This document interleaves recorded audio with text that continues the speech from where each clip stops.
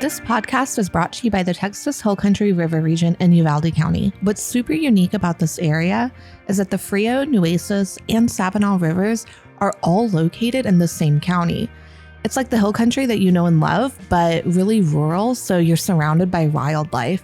And life just kind of slows down out here, so you can enjoy the simple pleasures like campfires and fishing and just enjoying the company of the people that you love. Go to visituvalde.com for more info. We are super excited today to have Amber here with us. Amber was a guest of ours back in 2018, New Year's Eve. She caught our attention because she said in her little message to us that she was coming by herself to stay because all of her friends bailed and she wasn't going to let this trip not happen.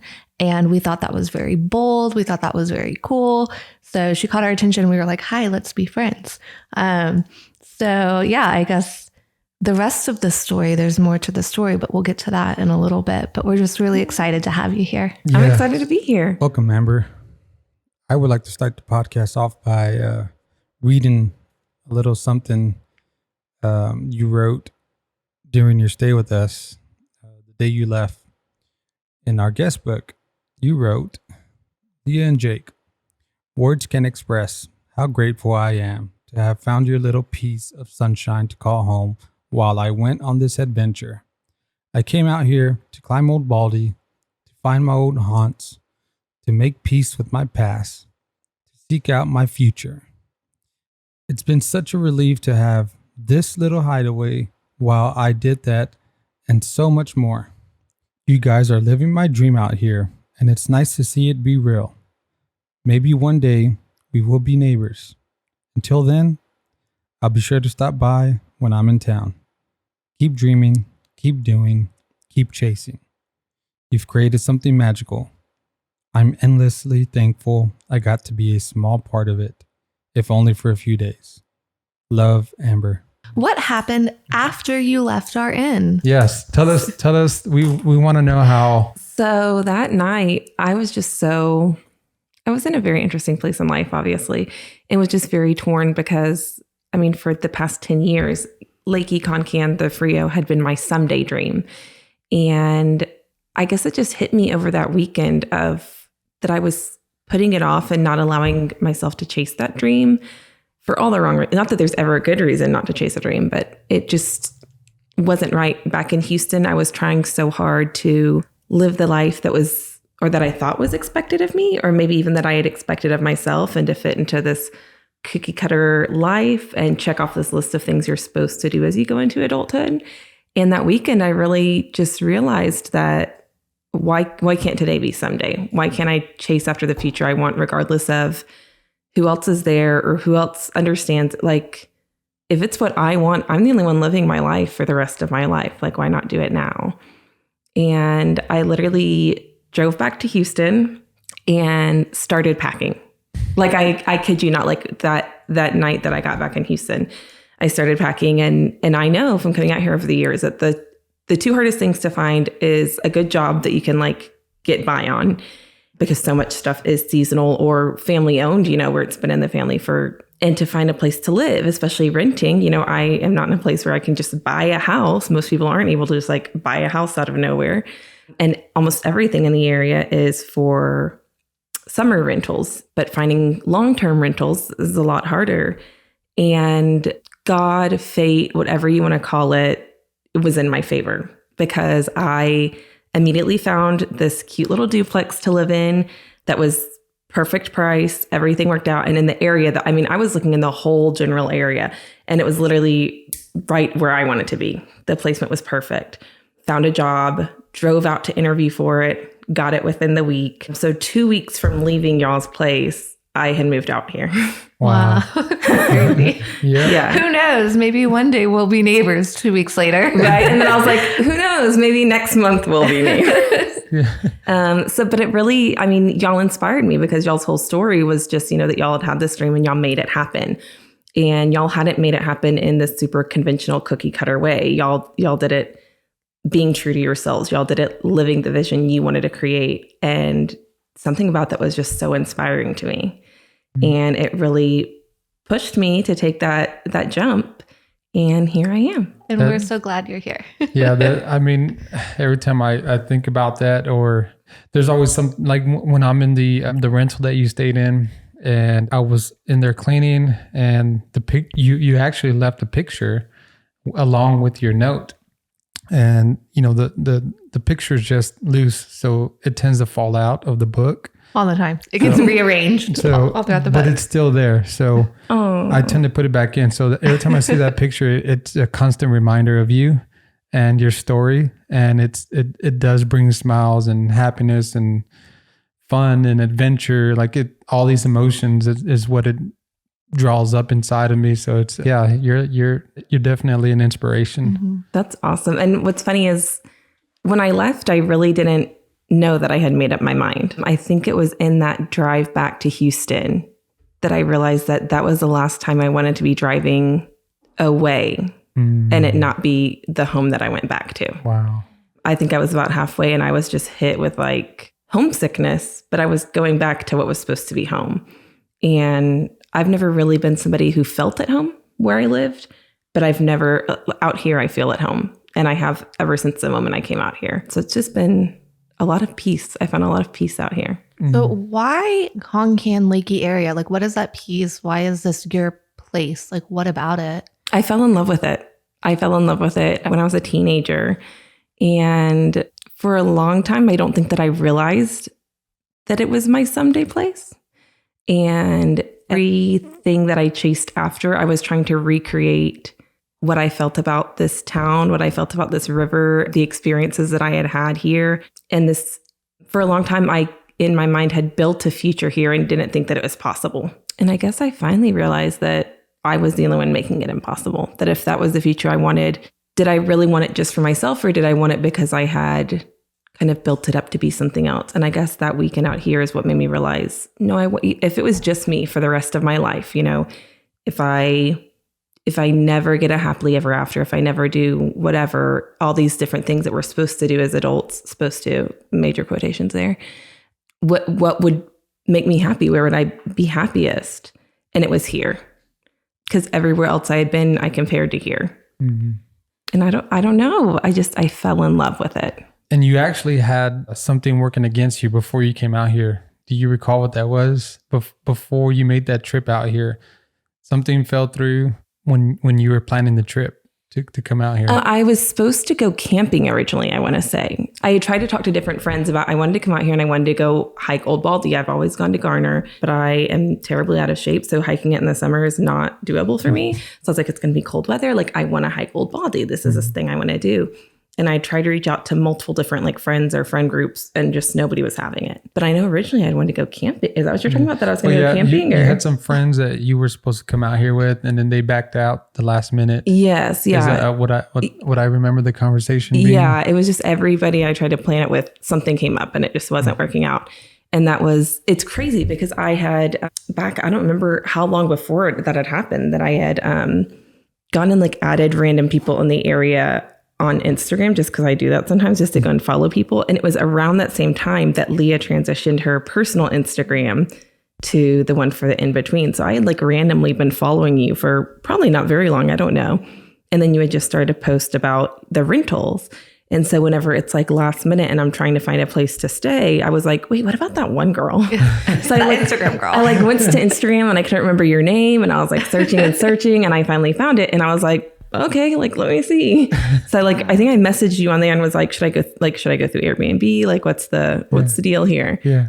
And it was just perfect. Yeah. Everything about it was exactly where I needed to be. I don't know if I don't know if I believe in fate, but it was something for sure. Yeah. Well, I just wonder how different would things have been if your friends would have all come, and if y'all would have been camping, and maybe you'd have a magical, wonderful trip with all your friends. But would that self-discovery, on your own, kind of reckoning with the world type thing, would that have happened? It wouldn't have. I can without a doubt say it wouldn't have happened. I mean, I believe it would have happened eventually, but it wouldn't have on that trip. It wouldn't have been that cataclysmic event that it was. And I think it's so important that I took that journey, because I think I've always been a very independent person, but I think I had gotten to the point where I felt like I needed other people around to validate my experiences, which is a scary place to be. Yeah.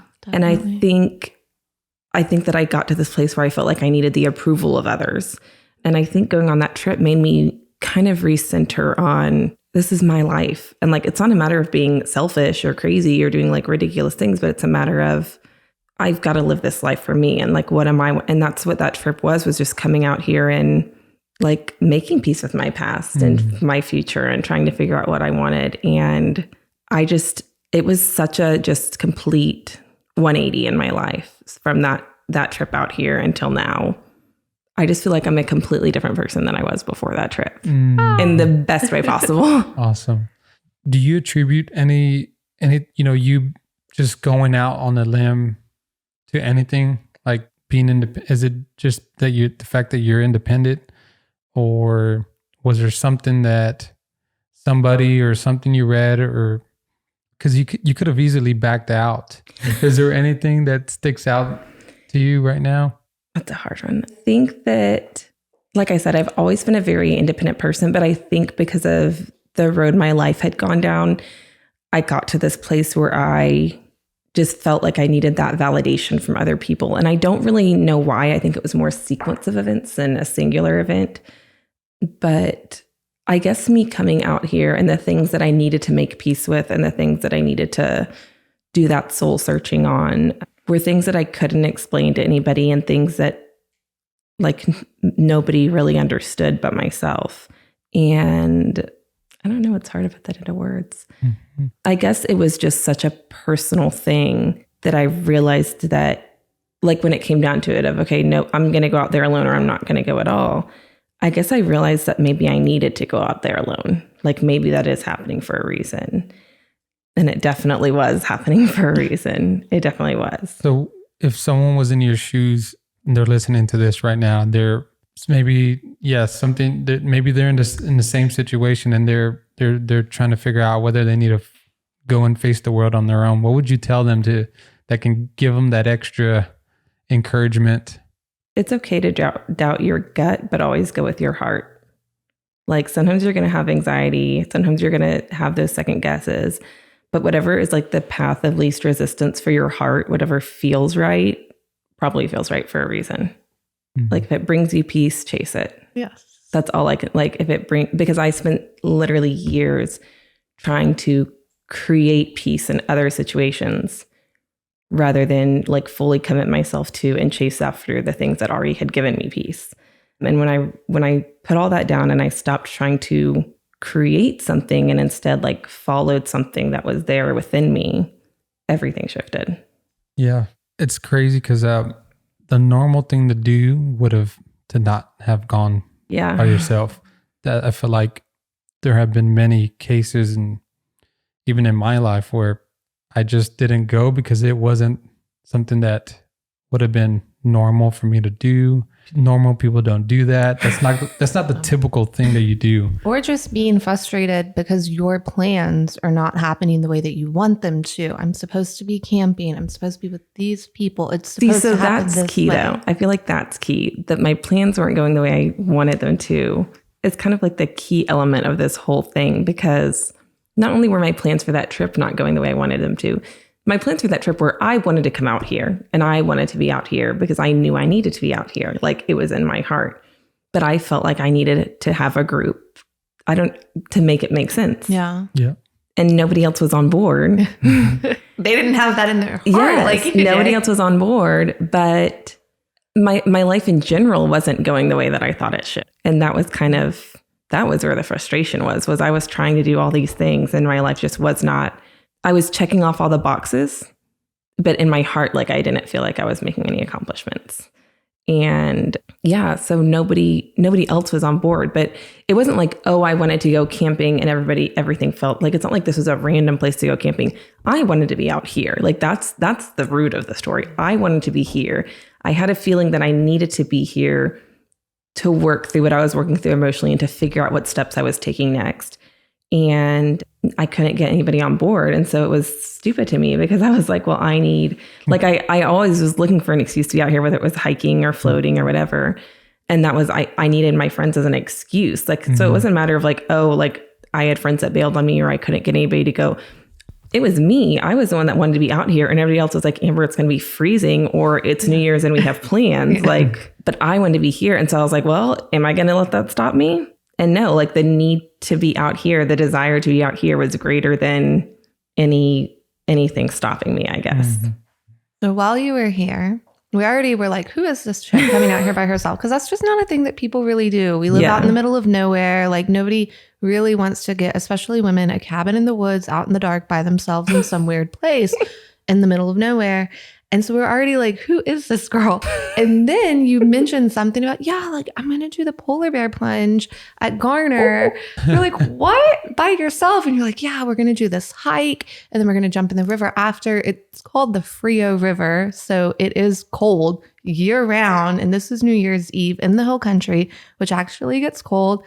And so we went to like cheer you on. What was that whole process? Was it a regret? Was it an adventure? Was it, what was that about? So I think the whole thing, like from the hiking Old Baldy to the polar plunge, it was me both pushing my limits and having my like Cheryl Strayed wild moment of like really digging deep and finding out who I was like outside of everything else. And it was also just kind of like this bucket list thing of like, if nothing else and no one else is holding me back, what are all the things I want to do with my life? And as a kid, we would do stuff like that, like jump in the pool in December and then like obviously immediately regret it or whatever. But to me, I'm not like a religious person, but I believe I'm very spiritual. And to me, there is something so cleansing about water and about that concept of being born again. And so to me, that's what that was. It was just jumping in and being reborn. That's all I can. And it's freezing. It's Frio River. But I will say, like, honestly, I guess I was so like hyped up on adrenaline that I was cool. I was good. But also like comparatively to other bodies of water, I guess because it is spring fed, it's like not as cold as you would expect it to be because it's got like a core temperature, I guess. I don't know. Maybe I'm just crazy and it was the adrenaline. I think it was the adrenaline. Yeah. It was cold. But it was awesome. It was such a cool experience. Same thing as, climbing Old Baldy and everybody that's been on that peak and looked out over and just seen everything. It's gorgeous. But it was very much just like both physically and emotionally, just like I can do anything. Just like very all about like empowerment. Yeah. And so that's what the polar plunge was for me. And it was so awesome because you said something about y'all coming and I have like really bad anxiety. So I always just like assume in my mind that everybody hates me and thinks I'm a weirdo and, all that stuff. So when you said y'all were coming, I was like, is she just saying that like because she feels bad that I'm there alone? Like, I don't. And then y'all showed up and like took pictures and I was just like, oh my God, like they want to be my friends and they're actually really nice. And this is, because I loved you guys and I thought y'all were so cool, but I was like, they just think I'm a weird, crazy girl. And then y'all showed up for the polar plunge and I just thought it was the sweetest, kindest thing possible. And it was awesome. It was awesome to have y'all there cheerleading for me. And it was just such a cool experience. And all the people that were there lined up with me. There were a couple other people that were there and it was just them. They weren't there with a group or anything. And so it was this very like soul connecting moment of just complete strangers on this journey that happened to intersect in that moment. And so that was a really cool, I highly recommend it. If you're as crazy as me, go find a freezing cold body of water and just like jump into it. And I mean, what a way to get the new year started, right? Yes. I mean, I feel like that primed you up for anything. Yeah. Everything that came right after that. Yes. But looking back, it makes sense now, looking back, what you just said about the people right next to you. Like now that I'm thinking about it, it's like, yeah, maybe they were all in this similar journey, just like you, and they were out to prove something. And they, like, it takes a lot of courage to do that, just to jump in the water in the freezing cold alone. But it says if you can do that, it says a lot more. It says you can do a lot more when you do something like that. Well, and like I'm a writer, I'm a poet. And so the thing about like writers is we make everything into a metaphor. We see a metaphor and that's just how our brains work. And so I think that's, talking about being born again, jumping in the water and all that. I think that was another thing about my climb is the whole time it was so awesome to me that at the bottom, you can see the peak and where you're going. But for most of the hike up there, you can only see about 100 feet in front of or below you. You can't see where you're going. But every once in a while, you'll come to a clearing or to a spot where you're able to see the peak again. And so it kind of keeps you on track for, okay, this is where I'm going. This is how much progress I've made. But for the majority of your journey, you don't see that peak and you don't see where you've come from. You don't see where you're going. You just know that you have to keep going. And for me, that was this giant metaphor of my own journey of most of the time, I'm not able to see how hard the beginning of my life was and where I came from. And most of the time, I'm not able to see what I'm working for and what my happy ending is. Most of the time, I just see what's right before me and what's right in front of me. And I have to keep going in order to get to where I want to get to. And I think the most important thing is just that turning around isn't an option. And that was the same thing with jumping in the river, being the reborn and all that. Like everything's a metaphor for me. And it turns out it was very invigorating. And I think really was quite a big step in that decision to come out here was my willingness and ability to try those things and do those things and see them for being something bigger than they were. Yeah. Would you mind if I ask you how old you are? Oh, yeah. I'm 29. I'm going to be 30 in February. Wow. Yeah. Oh, wow. Yeah. I mean, it's I always find it interesting to see just how old people are that have very interesting stories, and just to see man, when I was, you can't help but compare yourself, whenever you were their age, and just to see where you're at is just, it's incredible. And with how you've lived your life so far, and with your self-awareness and self-discovery and constantly questioning motivations and what you're doing and looking at everything as metaphors because you're a poet, and seeing how the tiny little things in your life, like jumping into a river when it's cold, to some people that could mean nothing, but to garner all the Garner State Park, to get all that meaning from it, that's an emotional maturity. So it's just cool to see that. So you mentioned that you're a poet. Do you want to talk about what you've been working on? Because I don't even know. You just told me a little piece. I know. I keep dropping that bomb on people and they're like, you did what? You're doing what? So I've been a writer for as long as I can remember. I mean, there's the few pictures that I have of my childhood, half of them I'm sitting at a little tyke's desk writing. I have always been a writer. I've always been a storyteller. And for years, I've had it in my heart to write a book. But I had lost sight of that vision for a very long time. And then a few years ago, somebody really reopened that door for me, I guess, is the best way to put it. And so since then, I've started writing again. But I think that I had it for the longest time in my mind that my art had to explain itself. And I've realized that it doesn't, that I can just make my art and let it speak for itself. And so it actually started right after I moved out here with this project, Dear You, that I was working on, which was a blog. And it was all these anonymous love letters. And from there, I realized that I really felt the most freedom writing poetry. And a few months ago, it wasn't even that long ago. Obviously, this year has been a roller coaster for everyone. Mm-hmm. And being the last year of my 20s, when for a lot of my life, I didn't see myself living past 25. I never had a future really planned because I just didn't see it for myself. And now I'm almost 30. And, when you're young, you think that 30 is old. And now I feel 30 is I'm so young. I'm, if anything, yes. I'm not even to the prime of my life yet. Yeah. Sure.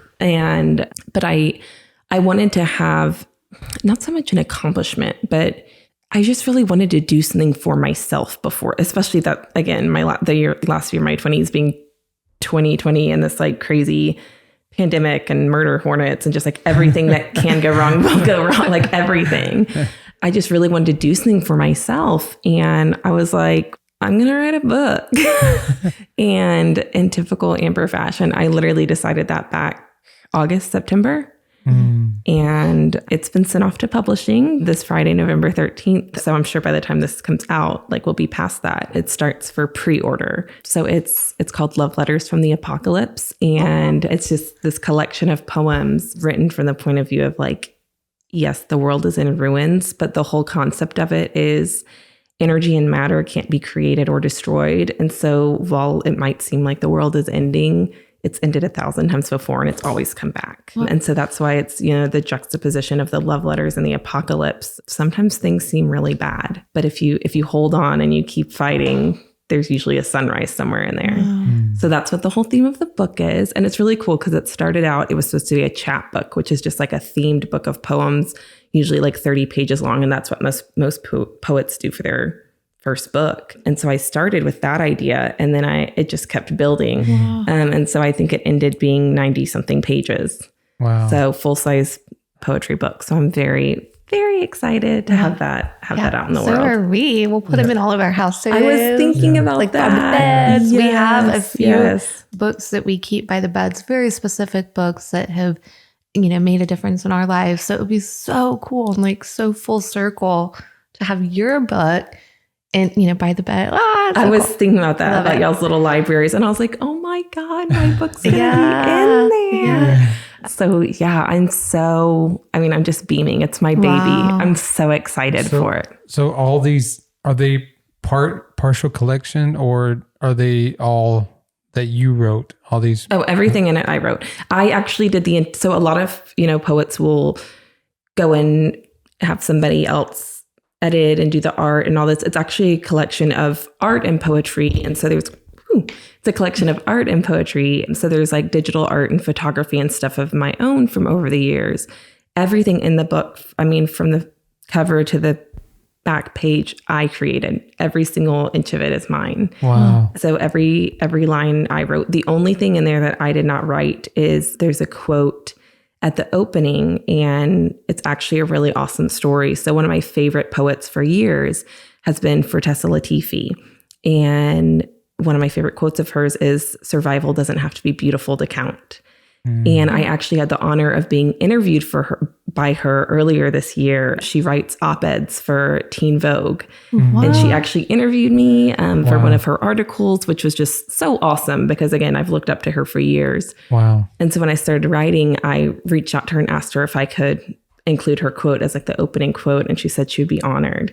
So that's the only line in there that isn't mine. But the fact that it's a quote of hers, just she's so awesome to me. But everything else in there is mine.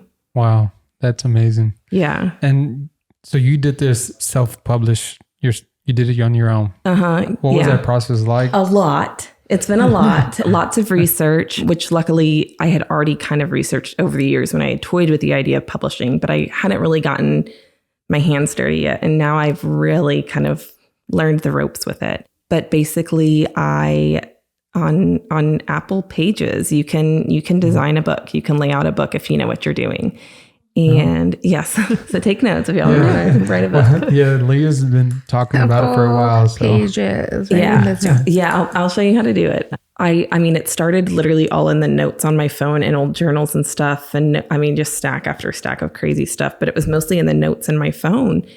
And I started piecing it together. And a lot of it was older writing that I then went and chopped up and put apart and then put back together. And a lot of it's newer stuff. But I just started laying it out and moving it around, and then found a company where you submit a PDF and then you submit your cover and then you do printing. And so for now, for initially my first run, I'm just selling it through my website. So I have a website, Amber and Retrograde, and that's where I still do some blog posts from time to time. It's where I plan on selling my art when I start painting again. And it's where I'm selling my books from. Eventually, I'll probably make it available as an ebook and on Amazon, because you can do that for free. But I really wanted my first round of it to just be, hand to hand where it's mine, and I put it in an envelope and I sent it to whoever. But I really wanted it to be as personal as possible. And I'm not expecting to be a New York Times bestseller. It's never been about fame or anything like that for me. It's a matter of this collection of art being a complete work and me having it to remember like that. And that's what it's always been. So I'm very, very excited. I'm so excited. And it's going to be available when? Starting this Friday, November 13th. That's the pre-order, right? Pre-order. Okay. So I listed it as pre-order because I wasn't sure with the whole self-publishing process at what point I would get it off to the publishers. And then from there, when I would get it back, to me, it's not regular ordering it versus pre-ordering. Unless I have it in my hands that I know, okay, they ordered it that day, I'm going to go and put it in an envelope and send it to them. Unless that's the case, I'm going to consider it pre-order. So it should be in within the next less than 2 weeks from now. And by then it'll be just regular where I'm sending it out as soon as they order it. But I wanted to list it as pre-order. It's Friday the 13th. So I had to, I had to have that as my release date because, so yeah, it's technically pre-order starting this Friday, but I'll be taking orders. And then as soon as it comes in, I can just start shipping those out. Well, that's good to know. I'm sure anyone listening, if there's anyone listening, by the time this comes out, at least they'll be able to pre-order and they can always go to your website. Yes. So by the time this is out, it'll be just available. Yeah. Yes. So follow me on Instagram, come to my website. It's Amber in retrograde. So just like a planet goes into retrograde. Well, exactly. So the whole idea of that was people are always talking about Mercury in retrograde and stuff. A planet in retrograde, people always think that it's moving backwards. Like that's the whole term retrograde, is that it's backwards movement. But if you actually look into it, it's not. Those planets aren't moving backwards. They just appear to be moving backwards because of where we're located. And so to me, that's what that Amber in retrograde came from, is maybe to you, it looks like I'm not making progress, but that's because of where you are, not where I am. Wow. And so that's where the Amber in retrograde came from. And it just really stuck. So that's what my website is. So cool. I never knew that. That's so beautiful. Yes. That's where it came from. It was really just this decision of like, I don't care what it looks like to everyone else. That was, I think, part of the decision of me moving out here is for the longest time, I just lived everything according to what I thought other people wanted or how it would look. And I just got so tired of that. And so it was really just this matter of, it doesn't matter what it looks like on the outside. I have to do what matters, what makes sense for me. So that's where the Amber in retrograde came from, is it doesn't matter what it looks like from their point of view, because that's because of their point of view, not because of my actual movement. So yeah, that's where that came from. I'm curious, did you grow up coming out here? I started coming out here when I was a teenager. So not as a kid, but yeah, when I was a teenager, I started coming out here. Okay. Was it with friends, family, someone introduced you? Or? Okay, so that's quite a story, actually. The first time that I came out here was with a girl that I went to high school with. Her family would always come out here every year. I think they came out here. And it was like her family and then like all of her dad's friends from high school, I believe. And I made friends on that trip that I still have today. Oh my gosh. I met one of the most important people in my life on that trip. And again, it was one of those things of, it wasn't supposed to be a big deal. It was just, she got to choose a friend from school and she chose me. But that trip was another one of those things of, if I had been anywhere else, where would my life be today? And that was really when I fell in love with it out here. And then I kept coming out here, with other friend groups or this or that. And somehow I just always got pulled back here. That's pretty common with people who come out here. They've been coming out here for generations, and then they make memories, and those memories stick out in their mind all the time. They don't forget. And as you mentioned earlier, when you were talking about how you were driving home and you said this was going to be the last time, I want to say, what was it? It was like you were driving home. That was like the last time that I wanted to be driving away and that not be home. Okay. Like Houston wasn't home to me. And so like now, if I, I'm going to visit Houston or I go visit my sister in Dallas, I'm okay because I know that I get to come home here. Yeah. Yes. But I wanted that to be the last time that I was driving away, not knowing when the last time was that I would be back. Right.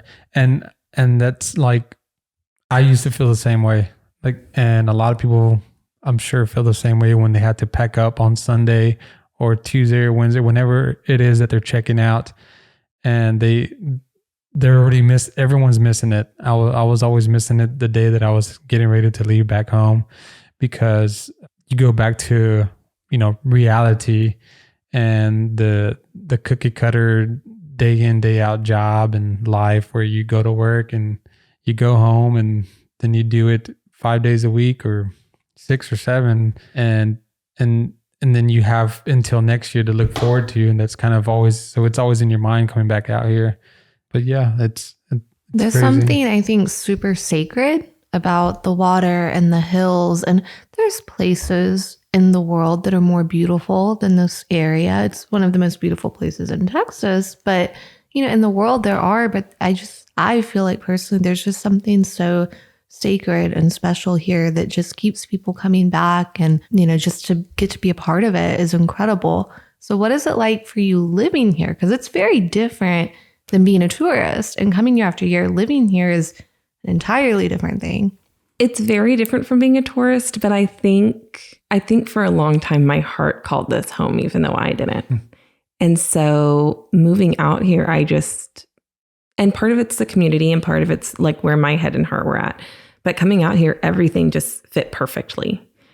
And I've been working full time and I've made a lot of friends in the community.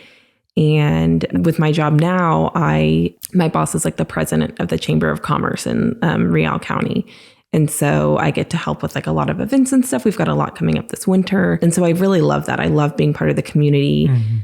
I think that community is a type of like extended family, and that's something that I've really lacked. And so I love it here. I love the way that people come together. But I don't know, as far as it being different from being a tourist than actually living here, I don't think in my head or my heart I was ever a tourist. Mm-hmm. That sounds very like cheesy. But I think that when I first came out here, I was a tourist. How do you say that? I think when I first came out here, I was a tourist, but I think a long time ago, I don't know when, but I know a long time ago that changed in my heart. And this has been home for a very long time, even since before I realized it or before I came out here. Mm. There's something that we noticed when we first moved here, and we don't live in Leakey, but we're just down the road.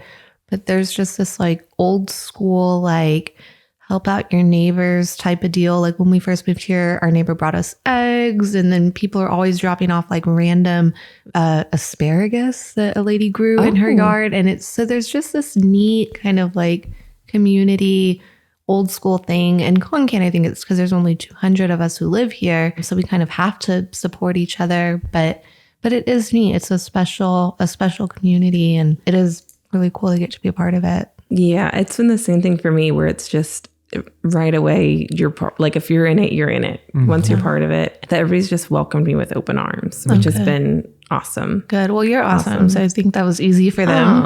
Who's this cool girl, cool girl moving in? Like, we want to keep her here. So what are your hopes and your plans for the future? You have the book coming up. Like, what is next for you? That depends on a few things, but I want to get married. I want to have at least one kid, maybe two. So my little sister is getting married next month, and I was just up in Dallas for her like bridal shower, wedding shower, and got to see her and her fiance's new house for the first time, and got to just hang out with some people that I hadn't hung out with in literally years.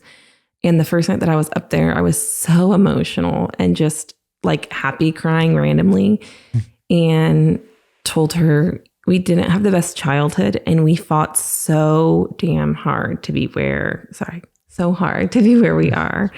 And I feel like we made it. I feel like we finally have the happiness that we fought so hard for. And that doesn't mean that it's over. That doesn't mean that there's not going to be, other hard times, but it does mean that we get to have a sigh of relief. And that's how I feel like I'm waiting for a few things to fall into place. And I only have so much control over things, but I know the future that I want and I know the life that I want. And so I'm going to do everything within my power to live in accordance with that, and just have hope and faith that the rest falls into place when it's supposed to. So that's, I don't know. I want to be old and gray and have rocking chairs on the porch and be an old cat lady, which I'm well on my way to.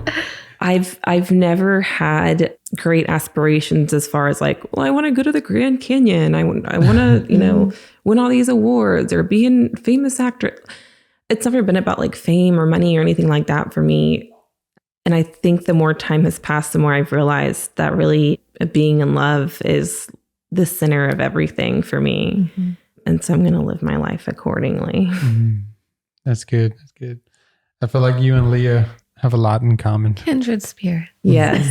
Yes, we are. Yes, very we are. much so. For sure. Yeah. I feel like from what I know of you, there's just this common thread of even to the Amber and retrograde, like, and you showing up, even though plans didn't work out exactly how they were, but just kind of this like acceptance of when things don't go the way you think they should, or the way that you were planning for them should, or that you thought that they should, accepting it, but also kind of pushing through it. Like not just accepting it and becoming numb and stagnant, but kind of pushing through it, but without like punching it in the face. Does that make sense? Like it's like this kind of poetic way of looking at things that maybe didn't go the way that you thought they should, but actually seeing how they're like actually going exactly how they should. Yeah, that makes sense at all. It makes so much sense. And that's been a real learning curve for me, because especially when I was like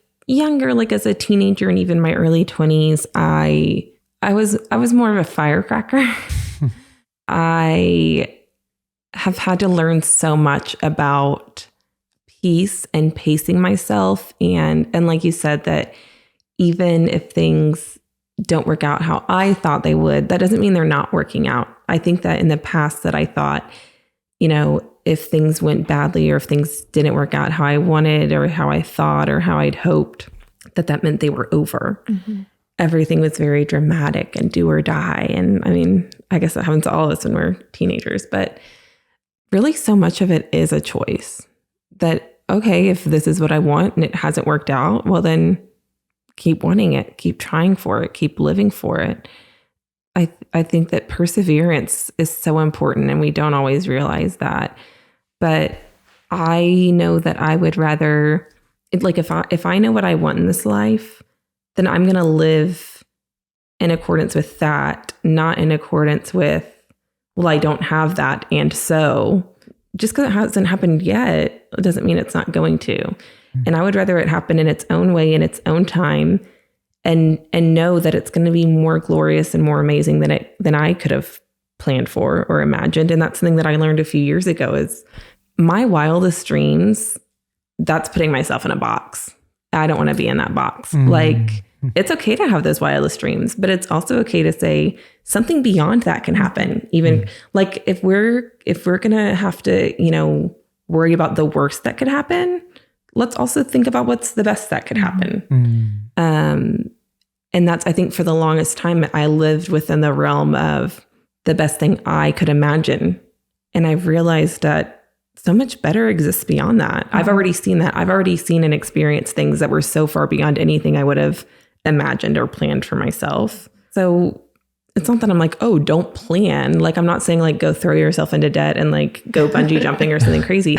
But I'm saying like bigger things can happen. Like the world is bigger than our imaginations. Mm-hmm. And so that's where I'm at, just waiting to see how it all plays out, because I know it will be better than I could have planned. Yeah, always. Do you believe in manifestation? Yes, big time. I cannot tell you how much I believe in manifesting my future. And it's something that I focus on a lot. I think that words have a lot of power, and you can speak things into existence and will things into existence. And yes, solid yes, I believe in manifestation. Yeah, I think there's definitely there's something to it, because Leah has manifested many things just in the 5 years that we've been together. Like those bunnies, you manifested those bunnies. That's bunnies. And most recently there was a podcast that we were just on, and it's one of our favorites that we listen to. And I didn't even tell them this. I need to tell them. But for like the last year, every single day in my little manifestation notebook, I would say, we're going to be on the Live, Let, Thrive podcast. They're going to contact us. And then they did. And we were on it. And it was awesome. And it was crazy because, we listen to podcasts religiously, and they're all kinds, but that's one of our favorite real estate related podcasts to listen to. And it's two guys.